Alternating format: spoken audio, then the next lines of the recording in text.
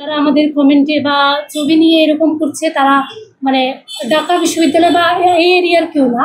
দেখা যাচ্ছে আমরা তাদের প্রোফাইলে গেলে দেখছি তারা গ্রামের, আমার আমার আমার হচ্ছে ইনবক্সে একটা আসছে, উনি গ্রামের একটা ছাত্র দলের আহ্বায়ক, মানে উনি এখানে এসে আমাকে থ্রেট দিয়ে যাচ্ছে, আমাকে অনেক কিছু করবে। আমি এই শব্দগুলো এখানে আনছি না, কিন্তু দেখা যাচ্ছে কি আমরা তাদের সাথে অ্যাড নেই বা কোনোভাবে যুক্ত না, কিন্তু তারা কোনোভাবে আমাদের আইডিগুলো পাচ্ছে, এসে কমেন্টে বা মানে আমাদের ইনবক্সে এই কুরুচিপূর্ণ মন্তব্যগুলো করে যাচ্ছে।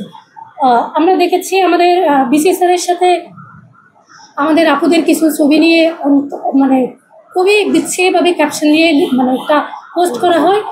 শেষে দেখেছি যে উনি জগন্নাথ বিশ্ববিদ্যালয়ের ছাত্রদলের সদস্য সচিব। তো এর পরবর্তীতে আমরা দেখতে পাই যে এটা নিন্দনীয় অপরাধ বা এরকম বলে ওনারা ক্ষমা চেয়েছে, কিন্তু ওই যে ব্যক্তি ওনার কোনো শাস্তি ওনারা দেননি। এর ফলে আমরা দেখছি যে মন্তব্য দেওয়া হচ্ছে বা বিজ্ঞপ্তি দেওয়া হচ্ছে, কিন্তু কেউ শাস্তি পাচ্ছে না। এর ফলে বারবার এই জিনিসটা ফেরত আসতেছে। আমরা দেখেছি অন্য নিয়ে কথা বললে পুলিশ হেফাজতে নিচ্ছে, আবার তাকে বের করে দেখা যাচ্ছে ওনাকে ফুল দিয়ে বরণ করছে। এর ফলে একদিন ওই আপুটা অন্য নিয়ে কথা শুনলো, আজকে আমরা হিজাব নিয়ে শুনছি। এটা বারবার রিপিট হচ্ছে, কারণ এটার কোনো শাস্তি নেই। আমরা দাবি করছি যে এটার একটা দৃষ্টান্তমূলক শাস্তি আসবে। এর ফলে আমরা নারীরা নিরাপদে সব বিষয়ে কথা বলতে পারবো, আমাদের রাজনীতি বা সব বিষয়ে আমাদের একটা অধিকার রক্ষিত থাকবে।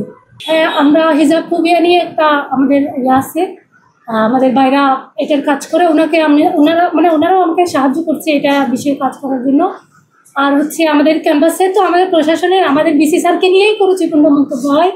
আমরা তো ওনাদের জানাই প্রায়ই, তো আমি স্মারক নিয়ে আমি আমার এই সংগঠন থেকে থেকেও আমি কয়েকবার স্যারের সাথে দেখা করেছি যে নারীদের নিয়ে যে এই মন্তব্যগুলো হয় এগুলো নিয়ে মানে একদম দ্রুত কোনো অ্যাকশন নেওয়া যায় কিনা। ওনারা বারবার আমাদের বলে যে আমরা কমিটি গঠন করব, তদন্ত কমিটি গঠন করব, কিন্তু এর পরবর্তীতে আমরা কোনো শাস্তি বা কোনো কিছু হয়েছে এরকম দেখি না। সাপোর্ট করে বা সে আমার নিয়ে নোংরামি করে না, যখনই আমি তার স্বার্থে আঘাত করি তখনই সে আমাকে নিয়ে নোংরামিটা করে। এটা আমি না, আমার মতো ক্যাম্পাসের সব মেয়ে, ক্যাম্পাসের বাইরের সব মেয়ে যেই কথা বলে তাকে কোনো না কোনোভাবে নোংরামি শিকার হতে হবে।